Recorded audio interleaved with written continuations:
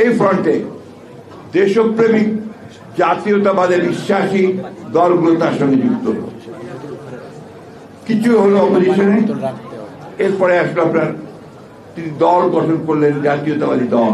সেখান থেকে এই দল করার ফলে সেখানেও কিন্তু আপনার কিছু লোক বেরিয়ে গেল, কাজী জাফররা বেরিয়ে গেলেন, কিন্তু কিছু মানুষ থেকে গেলেন, নেতা থেকে গেলেন।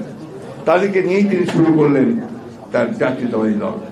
এবং আপনি নিশ্চয়ই দেখেছেন জাতীয়তাবাদী দলের যে গঠনতন্ত্র, তার যে ঘোষণাপত্র অতি উচ্চমানের, কারণ দেশের সর্বশ্রেষ্ঠ রাজনীতিবিদদের দিয়ে তিনি সেটা তৈরি করেছিলেন। দল তৈরি করার পরে তিনি নির্বাচনে গেছেন। সেই নির্বাচনে দেশের মানুষ তাকে পুরোপুরিভাবে সমর্থন করেছে, কিন্তু তিনি কতগুলো জায়গায় নিশ্চিত করেছেন যাতে দেশের বরেণ্য রাজনীতিবিদরা পার্লামেন্টে আসতে পারে। হক তোহা সাহেবের মতো লোক পার্লামেন্টে এসছেন, মুজাফর সাহেব পার্লামেন্টে এসছেন, সবুর খান পার্লামেন্টে এসছেন, আতার রহমান সাহেব পার্লামেন্টে এসছেন। আওয়ামী লীগ তখন খুবই বিপদে ছিল, তারপরে 39 জন তাদের পার্লামেন্টে এসেছিল। তখন জামাত ইসলাম ছিল না, ওরা ভেঙে গিয়ে আইডিয়া একটা তৈরি করেছিল, তার মৌলানা রহিম সাহেব আসছিলেন, এবং এটাকে বলা হয় যে বাংলাদেশের সর্বশ্রেষ্ঠ পার্লামেন্ট। এই যে তিনি সবাইকে নিয়ে আলোচনা করে একটা জায়গায় আসলেন, এটাই গণতন্ত্র। প্রেসিডেন্সিয়াল ফর্ম অফ গভর্নমেন্টও একটা গণতন্ত্রের অবশ্যই একটা আপনার একটা প্রক্রিয়া। তখন সেটা উনি করেছেন, ওই সময় ওটাই ছিল প্রয়োজন, সেভাবে তিনি করেছেন। এবং আপনারা দেখেছেন, আমি সেই বিষয়ে যাব না, অতি অল্প সময়ের মধ্যে তিনি সেই সমস্ত বাংলাদেশের সমস্ত পুরনো জিনিসগুলো বা চিন্তা ভাবনা বাদ দিয়ে নতুন করে শুরু করলেন। মাইলের পর মাইল পথে এসেছেন, উন্নয়নের গান গেয়েছেন, উন্নয়ন করেছেন, কৃষকদের মধ্যে গিয়েছেন, কৃষিতে বিপ্লব করার চেষ্টা করেছেন। যেখানে আওয়ামী লীগের সময় দুর্ভিক্ষ হয়েছে, লক্ষ মানুষ না খেতে মরে গিয়েছে, তার 3 বছর পরেই তিনি খাদ্যে উদ্বৃত্ত হলেন। ডাবল শিফটে কাজ শুরু হলো। আজকে যে গার্মেন্টস এত চমক, সেটা সূচনা করলেন কিন্তু এই শহীদ প্রেসিডেন্ট জিয়াউর রহমান। রেমিটেন্স সূচনা করলেন শহীদ প্রেসিডেন্ট জিয়াউর রহমান। উচ্চ ফলনশীল ধান, যেটা নিয়ে আমরা এখনো বেঁচে আছি, এর শুরুটা করলেন প্রেসিডেন্ট জিয়াউর রহমান। নারীদের ক্ষমতা, নারীদের চাকরিতে নিয়ে আসা শুরু করলেন প্রেসিডেন্ট জিয়াউর রহমান। এই মানুষটিকে আমরা কিভাবে অবজ্ঞা করি? তিনি পৃথিবীর মধ্যে বাংলাদেশকে আগে বলা হতো যেটাকে বটমলেস বাস্কেট, তলাবিহীন ঝুড়ি। তিনি তার চৌকস মেধা, বুদ্ধি, যোগ্যতা দিয়ে তিনি পৃথিবীর নেতাদের সামনে প্রমাণ করলেন যে বাংলাদেশ একটা ইমার্জিং একটা নেশন। এবং তিনি তার নেতৃত্বকে এমন জায়গায় নিয়ে গেলেন যে তাকে তখন মধ্যস্থতা করার জন্য বিভিন্ন কনফ্লিক্টের তাকে দায়িত্ব দেওয়া হতো। ইরান ইরাক যুদ্ধের মধ্যস্থতাকারীদের মধ্যে তাকে দেওয়া হয়েছিল।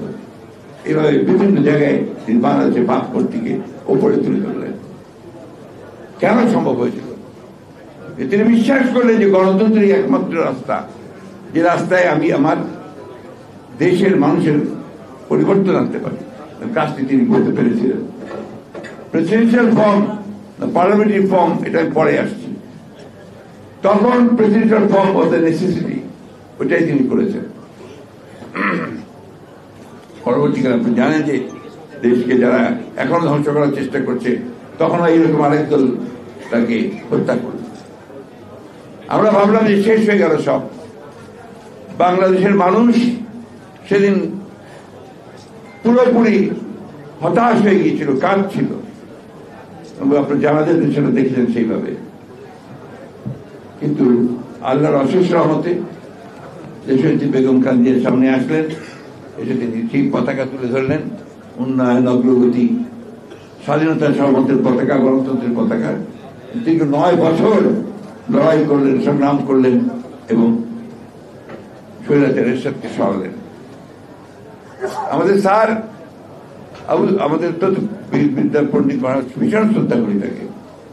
তিনি একটা কথা বলেছেন যে 91 একটা ভুল হয়েছিল। আমি মনে করি ভুল হয়নি, তখনকার প্রয়োজন ছিল সেটা। সেদিন যদি Begum Zia parliamentary form of government না যেতেন, এগ্রি না করতেন তাহলে ওই এরশাদকে সরানো সম্ভব হতো না। এটা প্রমাণ আছে যে তখন তো আমরা 3টা জোট, 3 জোটের সাংবাদিকরা ভালো বলতে পারবেন, 3 জোটের রূপরেখার আগে 3 জোটের মিটিং চলছে। এখন ফাইনাল হবে যে একসাথে আন্দোলনটা করা হবে কিনা। এর মধ্যে সবগুলো জোট থেকে আসলো একটা দাবি, অন্যান্য জোটগুলো থেকে, যে পার্লামেন্টারি ফর্ম অফ গভর্নমেন্ট। তাকে মিটিং চলা অবস্থায় তাকে, তিনি আরেকটা মিটিংয়ে ছিলেন, সেখানে তার কাছে কাগজে লিখে পাঠানো হলো এই দুটো, তিনি লাল কলম দিয়ে গোল দাগ দিয়ে দিলেন পার্লামেন্টারি ফর্ম অফ গভর্নমেন্ট। কারণ তখনকার এটাই ছিল দাবি রাজনীতিবিদদের। সে এগ্রিড, ওই এগ্রি করে তিনি স্বৈরাচারকে সরাতে পারলেন। এটাকেই বলে আমরা রিয়ালিস্টিক পলিটিক্স, প্র্যাগমেটিক পলিটিক্স। এটা তিনি করেছিলেন। বেগম জিয়া সত্যিকার অর্থে রাজনীতিবিদ হিসেবে অনেক উঁচু দলের রাজনীতিবিদ ছিলেন। তার পরবর্তীতে আপনি দেখবেন, আরেকটা নজির দিই আমি, কেয়ারটেকার গভর্নমেন্ট চাইলো আওয়ামী লীগ, আন্দোলন করলো আওয়ামী লীগ, 173 দিন হরতাল করলো, বহু মানুষ মারলো, বেগম জিয়া কিন্তু সবশেষে গিয়ে মেনে নিলেন, তাই না? কেন মানলেন? যে এটা না করলে আরো রক্তপাত হবে এবং ক্ষতি হবে, এবং অনেকেই দেখলো যে এই সিস্টেমটা খারাপ না, যার ফলে কি হলো, যার ফলে দেখেন ওইটা মেনে নেওয়ার পরে আমরা হেরেছি, তারপর ইলেকশনে কিন্তু 116টা আসন পেয়েছি, বিরোধী দলে গিয়ে 116টা আসন পেয়েছি। তাই আমি যেটা সবসময় বলি, পার্লামেন্টারি ফর্ম অফ ডেমোক্রেসি অনেক সমস্যা তৈরি করে, এটা ঠিক, কিন্তু at the same time parliamentary form of ডেমোক্রেসিতে এই সুযোগটা আসাটা হাসিনা ছাড়া, ফ্যাসিজম ছাড়া আসে না, যে আপনার ওখানে চরম একটা স্বৈরাচার সৃষ্টি হবে। হাসিনা তো এসছে একটা ফ্যাসিস্ট হিসাবে, আমাদের দুর্বলতার সুযোগ নিয়ে, বাংলাদেশের রাজনীতির দলগুলোর দুর্বলতার সুযোগ নিয়ে এসছে, এবং আমরা প্রতিরোধ গড়ে তুলতে পারিনি বলে এসছে। কেন আমরা পারলাম না? কেয়ারটেকার গভর্নমেন্টে যখন বাতিল করে তখন এমন একটা আন্দোলন করেছে নাকি ব্যর্থ করতে পারিনি, তো এটা তো সত্য নাকি অসত্য নাকি? আমরা অনেকেই বলি এমন অত্যাচার, পুলিশের অত্যাচার, সবকিছু, হ্যাঁ অত্যন্ত সত্য কথা। আমি 10 বার জেলে গেছি, সবাই জেলে, যারা আছে কি জেলে কম গেছে এমন নাই। পেশাজীবীরা আপনারা বঞ্চিত হয়েছেন, বৈষম্য হয়েছে, আমরা তো প্রতিরোধ করে তুলতে পারিনি সেইভাবে। মিটিং করেছি, আন্দোলন করেছি, সবকিছু করেছি, কিন্তু ফাইলের ধাক্কা দিয়ে তাকে সরাতে পারিনি, তাই তো নাকি? পেরেছি নাকি? কি জাহিদ ভাই বলেন? পারি নাই। শেষ মুহূর্তে এই ছেলেরা, এটা স্বীকার করতেই হবে আমাদের, যে তারা কিন্তু ফাইনাল গোলটা তারা দিয়েছে, ঠিক কিনা বলেন? তো এই থেকে আমরা অনেকে অস্বীকার করতে চাই, but that is not the truth. এই থেকে মেনে নিয়ে কিন্তু আমাদের সামনে দিয়ে যেতে হবে। ভাই বলেছেন যে আমরা সংস্কারের কথা আগে বলি, সংস্কার আমরা 2 বছর ধরে কাজ করেছি, আমরা সমস্ত রাজনৈতিক দলগুলোর সঙ্গে কথা বলেছি, ওনার সঙ্গে কথা বলেছি আমাদের যারা দায়িত্ব ছিলেন তারা, ঠিক কিনা বলেন? হ্যাঁ, কথা বলেই আমরা 31 দফা তৈরি করেছি। প্রথমে ছিল আমাদের 27 দফা, আমরা এরপরে বললাম যে 27 দফা পরিবর্তন হতে পারে যদি কারো কোনো দফা থাকে। এরপরে অন্যান্য দলগুলো আরো দফা এসছে, আমরা 31 দফা তৈরি করেছি। এই 31 দফা আমি মনে করি যে যথেষ্ট বাংলাদেশের রাজনীতিতে সংস্কার নিয়ে এসে একটা সুস্থ রাজনীতি সৃষ্টি করা। কিন্তু আপনার দুরন্তর ছলের অভাব নেই, আওয়ামী লীগ কিন্তু অস্বীকার করেই গেছে। এখন যারা নতুন আসছে তাদের কাছে নতুন নতুন কথা শুনছি। এখানে আমি খুব বাস্তববাদী কথা বলতে চাই, কথা বলতে যে আমার প্রায়োরিটিটা কি?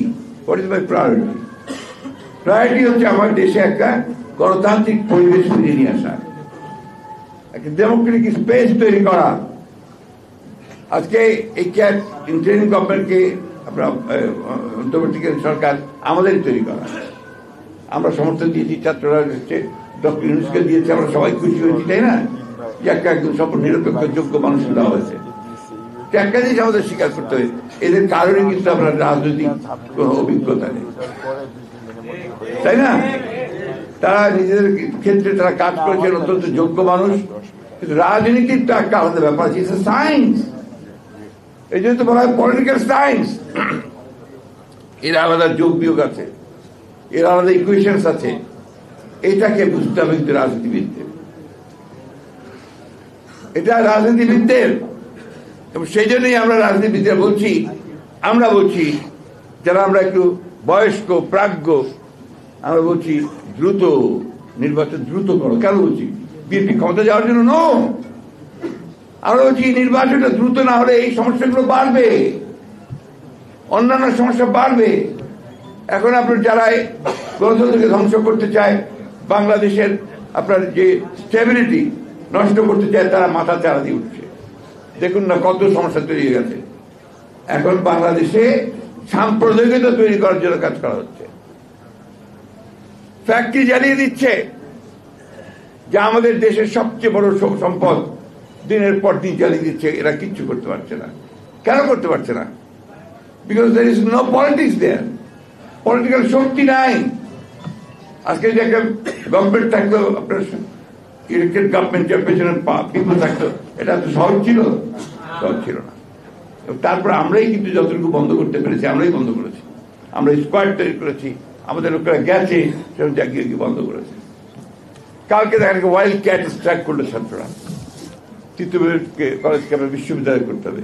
খুব ভালো কথা। ইন্টেলিজেন্স ছিল গভর্নমেন্টের, তারা জানতো না যে এটা হতে পারে। তাহলে কেন আগে থেকে সে ব্যবস্থা নেওয়া হলো না? আসলে এই গভর্নমেন্ট এখনো স্টেবল হতে পারেনি ওই সব দিক থেকে। এই জন্য আমরা যেটা বারবার বলে এসেছি যে এটা আপনাদের কাজ না। ফাইনালি আপনার তাড়াতাড়ি দ্রুত একটা নির্বাচন দেন, যাদের কাজ তারা করুক, রাজনীতিবিদদেরকে কাজ করুক। আমরা তো সংস্কার দিয়ে দিয়েছি প্রস্তাব, ওইখানে দেখেন কোনটা কোনটা আপনারা নেবেন, কোনটা কোনটা নেবেন না। কিন্তু আসল জিনিসটাতে আসেন, নির্বাচন কমিশনকে ঠিক করে আপনার একটা দ্রুত নির্বাচন ব্যবস্থা দেন। আমরা এই কথা বলে নিয়ে এত তারিখের মধ্যে দেন, এত তারিখের মধ্যে দেন।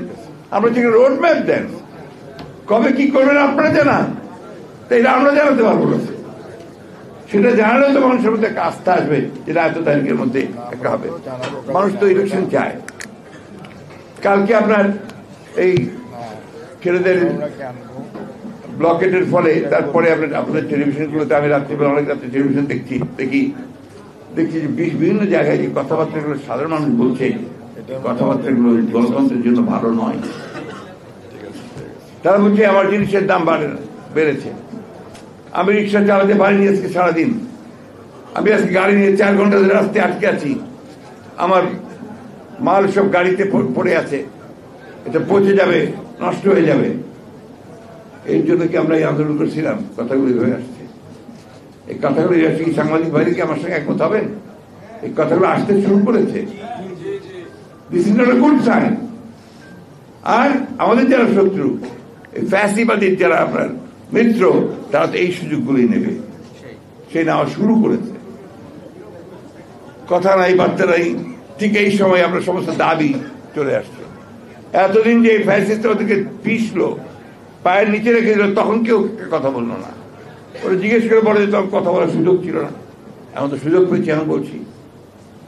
এটা থেকে পরিত্রাণের একমাত্র উপায়, জাতিকে রক্ষা করার একমাত্র উপায়, শহীদ জিয়াকে অনুসরণ করে, সকলের সঙ্গে আলোচনা করে অতি দ্রুত নির্বাচনের ব্যবস্থা করুন। যতবারই আপনারা বলেন যে আমরা শুধু নির্বাচন করি, আর নির্বাচন করছি তো জাতির স্বার্থে, বিএনপির স্বার্থে তো করছি না। আর সংস্কারের প্রস্তাব তো আমরা দিয়েছি, ওটা দেখেন কোনটা কোনটা নেবেন, কোনটা কোনটা নেবেন না। অন্যান্য দলগুলো দিয়েছে, আমরা দিয়ে 62টা দল একসাথে আমরা এটা দিয়েছি, 31 দফা। এইভাবে কথা বললে তো মানুষের মধ্যে ভুল ধারণা যায়। আজকে সরকারের লোক যারা আছেন, তারা অনেক সময় অনেক রকম কথা বলছেন, কথা বলে বিভ্রান্তি সৃষ্টি করছেন। ফোকাস একটাকে করুন, সেই ফোকাসটা হচ্ছে ইলেকশন কমিশনকে ঠিক করে, প্রশাসনকে ঠিক করে, বিচার ব্যবস্থাকে ঠিক করে নির্বাচনের দিকে যাক। বাকিগুলো যারা নির্বাচিত হয়ে আসবে তারা করবে। আমরা তাই এটাও বলেছি যে নির্বাচিত হয়ে আসতে পারলে আমরা একা দেশ চালাবো না, আমরা একটা জাতীয় সরকারের মধ্যে সমস্ত দলগুলোকে নিয়ে, যারা আমাদের সঙ্গে আন্দোলন করেছে তাদেরকে নিয়ে আমরা দেশ চালাবো। তো সমস্যাটা কোথায়, সন্দেহটা কোথায়? সন্দেহ কিন্তু আপনাদের উপর মানুষ আসতে শুরু করেছে। কালকে আমি দেখলাম একটা অংশতে এমন ভাবে কথা বলা হচ্ছে যে তারা এখন বলতে শুরু করে দিয়েছেন যে এখানে আপনার ভিন্ন দিকে যাচ্ছে। বাংলাদেশের অভিজ্ঞতা আছে তো ভিন্ন দিকে যাওয়ার। সেই জন্যই আমি স্পষ্ট করে আজকে আপনাদের মিটিং থেকে বলতে চাই, এই সরকারকে আহ্বান জানাতে চাই, আমরা চাই যে আপনারা সফল হন। প্রথম দিনই আমরা বলেছি যে এই সরকারের সাফল্য মানে আমাদের সাফল্য, এই সরকারের সাফল্য মানে জনগণের সাফল্য, এই সরকারের সাফল্য মানে এই গণ অভ্যুত্থানের সাফল্য। এরা যদি ফেল করে তাহলে আমরা ফেল করবো। আমরা চাই না যে হাসিনা আবার ফিরে আসুক, আমরা চাই না আওয়ামী লীগের সেই দুঃশাসন আবার ফিরে আসুক।